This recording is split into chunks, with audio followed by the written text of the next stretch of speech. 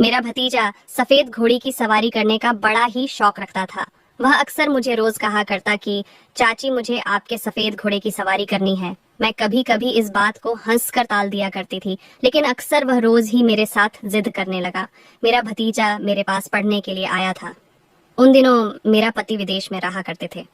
मेरा भतीजा कम उम्र का था, लेकिन धीरे धीरे उसमें बहुत सारे बदलाव आने लगे।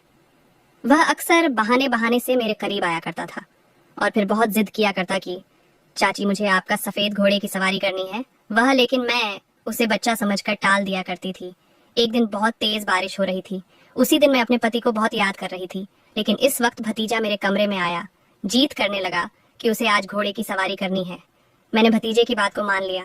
मैंने कहा बताओ तो फिर मुझे आज क्या करना पड़ेगा। लेकिन भतीजे ने जो तरीका मुझे बताया वह सुनकर आप लोग हैरान हो जाओगे।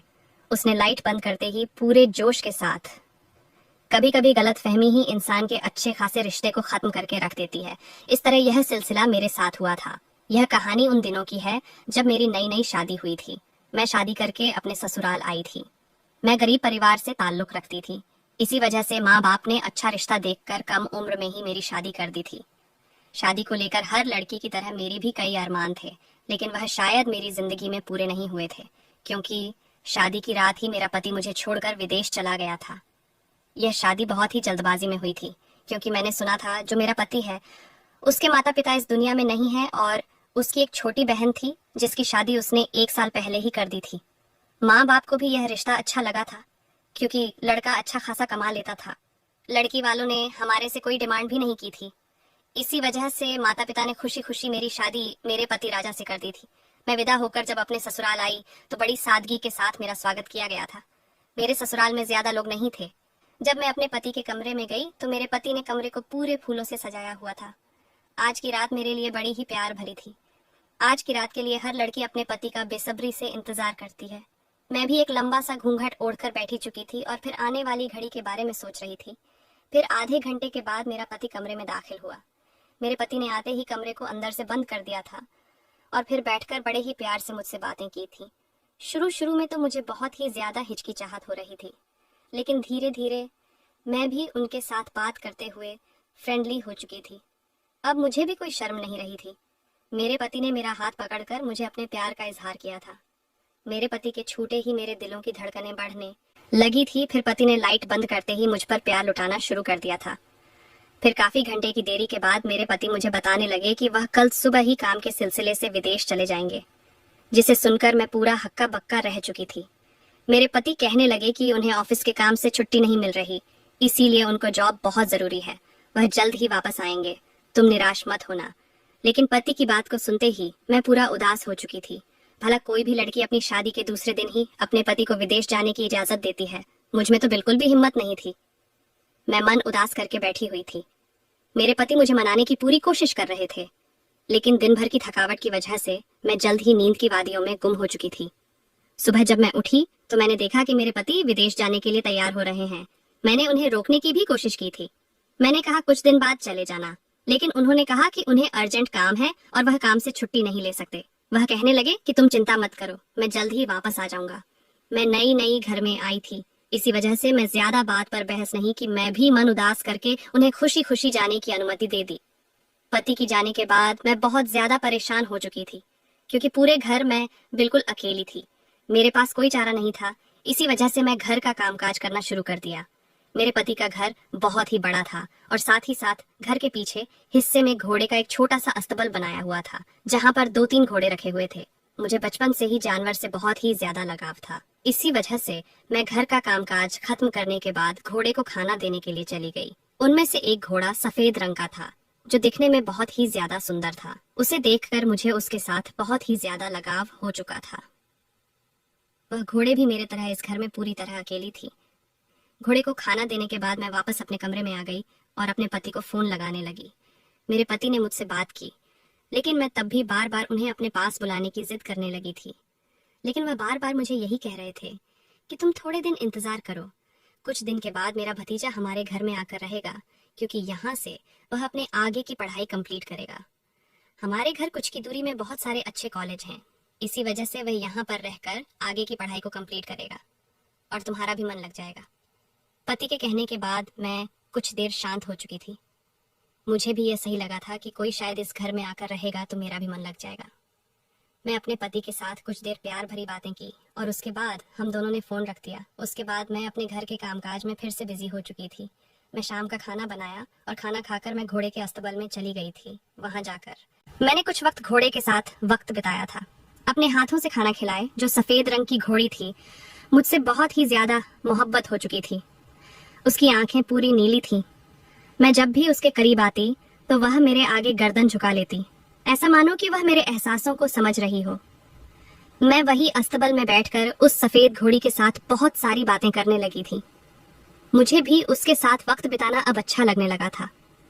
उसके बाद वह सारे घोड़े सो चुके थे तो मैं दोबारा अपने कमरे में आ चुकी थी और फिर बहुत ज्यादा थकी होने की वजह से मैं गहरी नींद में चली गई। सुबह में जल्दी उठकर घर के कामकाज करने शुरू कर दिए। उसके बाद घोड़े के अस्तबल में जाकर उन्हें भी चारा दिया। चारा देकर मैं कमरे में आ गई और कमरे में आकर फ्रेश होने लगी। जब मैं फ्रेश होकर निकली तभी घर के दरवाजे की जोर से बेल बजने लगी थी। मैं तुरंत भागती हुई दरवाजे तक गई। जब मैं दरवाजा खोला तो सामने खड़े शख्स को देखकर मैं हैरान रह चुकी थी, क्योंकि सामने जो शख्स था वह मेरा भतीजा था। उसे शादी में मैंने एक ही बार देखा था, इसी वजह से पहले ही नजर में उसे पहचान चुकी थी। वह मुझे देखकर कहने लगा कि चाची, आप तो आज बहुत ही ज्यादा खूबसूरत लग रही हो। मैं भी शर्मा चुकी थी। मैंने कहा, तुम अंदर तो आओ, मेरी तारीफें बाद में कर लेना। चलो जल्दी से अंदर आ जाओ। फिर उसने अपना एक बड़ा सा बैग सोफे की साइड पर रखा और कहने लगा, आपको तो पता ही होगा, मैं यहाँ पर पढ़ने के लिए आया हूँ। मेरे आगे की पढ़ाई यहीं से होगी। उस लड़के का नाम अरमान था। उसकी उम्र 20 साल थी। वह दिखने में बहुत ही हैंडसम था, लेकिन उसे देखकर उसकी उम्र का अंदाजा बिल्कुल भी नहीं लगाया जा सकता। उसकी बातों को सुनकर मैं उसे कहा कि हाँ, तुम्हारे चाचा जान मुझे बताया था कि तुम आने वाले हो, लेकिन तुम इतना जल्दी आ जाओगे ये मुझे नहीं पता था। चलो मैं तुम्हें तुम्हारा कमरा दिखा देती हूँ। तुम थोड़ा देर फ्रेश हो जाओ, उसके बाद मैं तुम्हारे लिए नाश्ता लेकर आती हूँ। मैं अपने कमरे से कुछ दूर एक कमरा था, मैंने उसे वह कमरा दे दिया।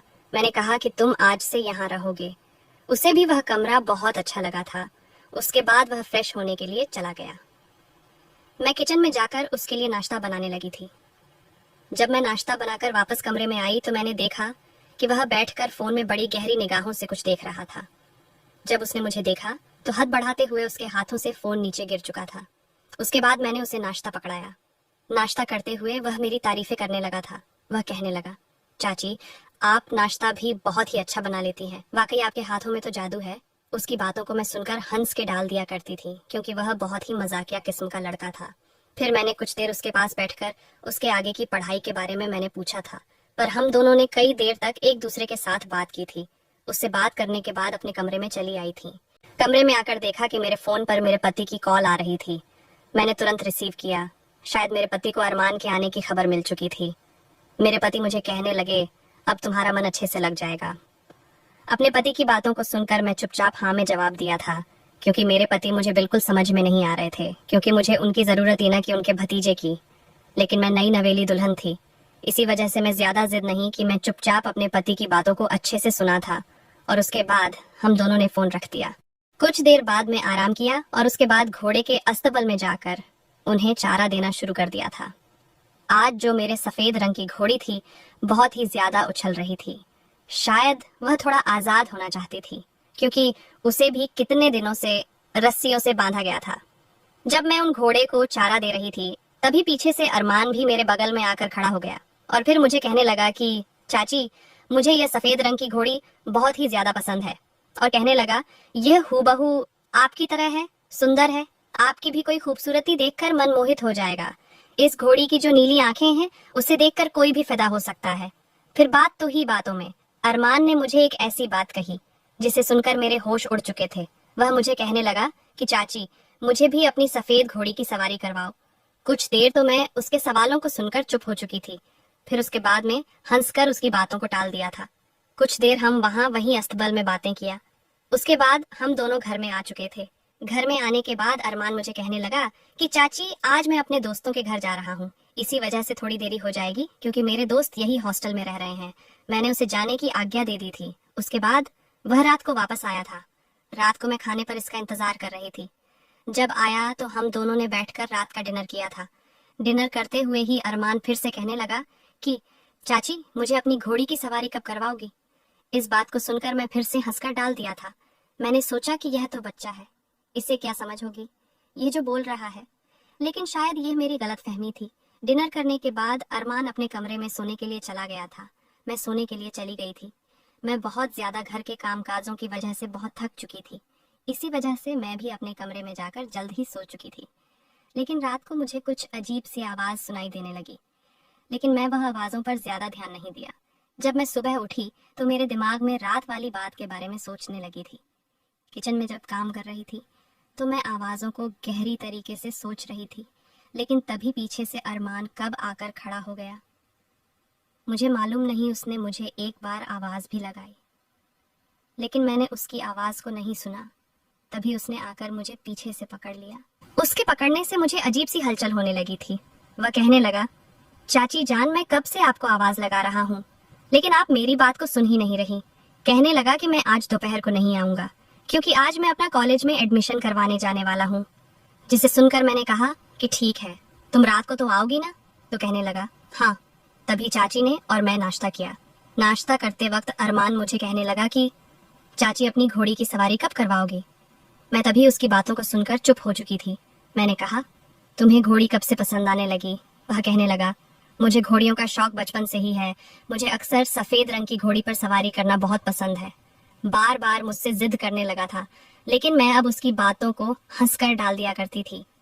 अब यही सिलसिला रोज शुरू हो चुका था। जब रात को अरमान घर वापस आता और डिनर करने के बाद वह अपने कमरे में चला गया, उसके कमरे के जाने के कुछ देर बाद ही मुझे फिर से अजीबोगरीब आवाज आने लगी थी।